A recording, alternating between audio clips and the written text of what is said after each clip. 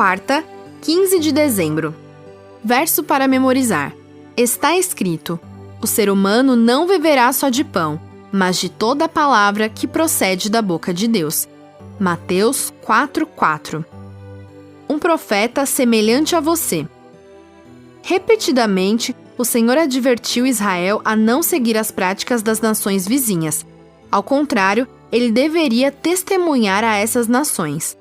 Em Deuteronômio 18, 9-14, Moisés outra vez o advertiu sobre práticas específicas que eram abominação ao Senhor.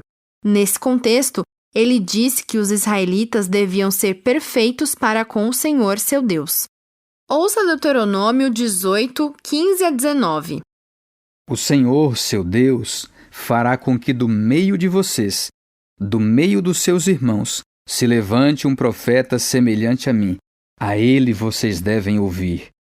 Porque isso foi o que vocês pediram ao Senhor, seu Deus, em Horebe, no dia em que o povo estava reunido. Vocês disseram: não nos faça ouvir de novo a voz do Senhor nosso Deus, nem ver este grande fogo, para que não morramos.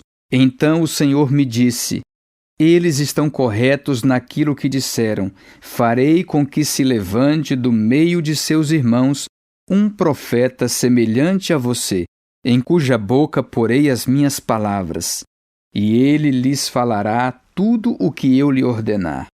De todo aquele que não ouvir as minhas palavras, que ele falar em meu nome, disso lhe pedirei contas. Atos 3:22. Porque Moisés disse: o Senhor Deus fará com que, do meio dos irmãos de vocês, se levante um profeta semelhante a mim. A esse vocês ouvirão em tudo o que ele lhes disser. Atos 7:37. Foi ainda Moisés quem disse aos filhos de Israel: Deus fará com que do meio dos irmãos de vocês se levante um profeta semelhante a mim. Pergunta 5. Como Pedro e Estevão aplicam Deuteronômio 18:18? Em referência à aliança no Sinai, Moisés falou de como os filhos de Israel, na revelação da lei de Deus, queriam que Moisés fosse um mediador, um intercessor entre eles e o Senhor. Então Moisés lhes prometeu 2 vezes que o Senhor levantaria um profeta como ele, e que esse profeta, como Moisés, seria, entre outras coisas, também um intercessor entre o povo e o Senhor. Muitos séculos depois, Pedro e Estevão citaram o texto em referência a Jesus.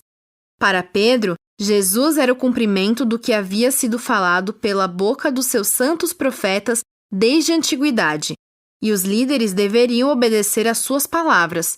Ou seja, Pedro usou esse texto, que os judeus conheciam, e o aplicou a Jesus, com a ideia de que eles precisavam se arrepender pelo que tinham feito a ele.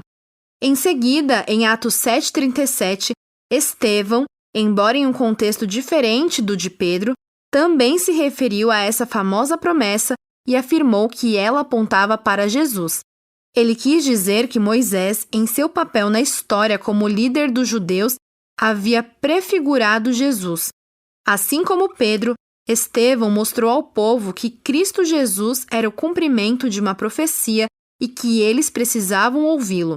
Ao contrário da acusação feita pelos judeus contra Estevão, de que ele estava falando blasfêmias contra Moisés e contra Deus, o servo de Deus proclamou o Senhor Jesus como Messias, cumprimento direto do que Deus havia prometido por meio da profecia de Moisés.